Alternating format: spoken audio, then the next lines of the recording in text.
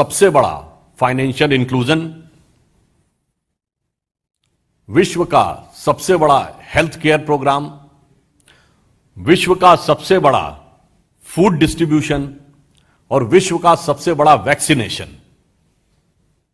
और ये सारी परिस्थितियां तब, जबकि विश्व के ज्ञात इतिहास में यह पहला मौका था जब किसी एक वर्ष के लिए all G7 countries were having the negative growth rate.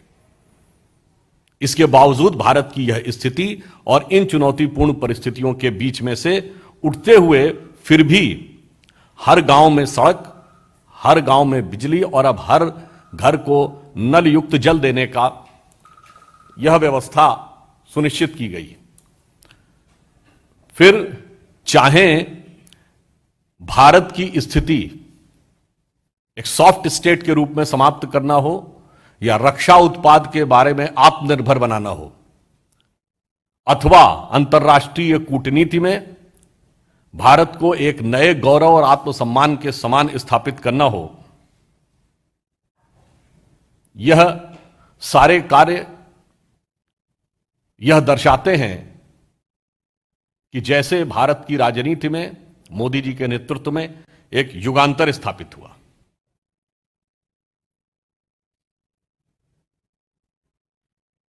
For the first time, we have seen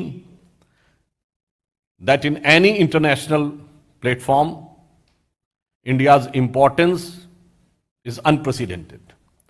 Maximum FDI, maximum foreign exchange reserve, maximum startups. इसके बाद भी यदि किसी को दिखाई न पड़े तो नज़ारे की गलती है या नज़र की गलती, यह देश की प्रबुद्ध जनता स्वयं समझ सकती है। इसके लिए दर्शन शास्त्र में एक सिद्धांत है जिसे कहते हैं दृष्टि सृष्टिवाद। जिसकी जैसी दृष्टि होती है उसे वैसी, उसके मन में वैसी सृष्टि होती है।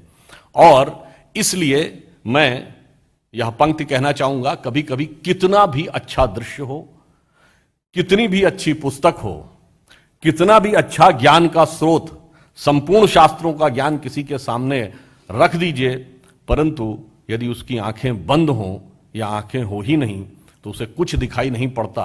जैसे दर्पण के में सब कुछ दिखता है पर देखने के लिए आंखें खुली होना आवश्यक है। तो मैं नीति शतक का एक उद्धरण कोट करना चाहूंगा जो उनकी पार्टी के लिए बिल्कुल सही लागू होता है कि यस्य नास्ति स्वयं प्रज्ञा शास्त्रम तस्य करोति किम लोचनाभ्याम विहीनस्य दर्पणम किम करिष्यति।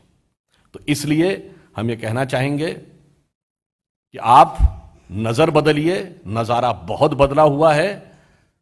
चश्मा उतारो फिर देखो यारों, दुनिया नई है चेहरा पुराना। दूसरी लाइन नहीं कहना चाहूंगा क्योंकि उसमें एक ऐसा शब्द है जिसके आप लोग बहुत सारे मीनिंग अपने अपने हिसाब से निकाल सकते हैं। धन्यवाद।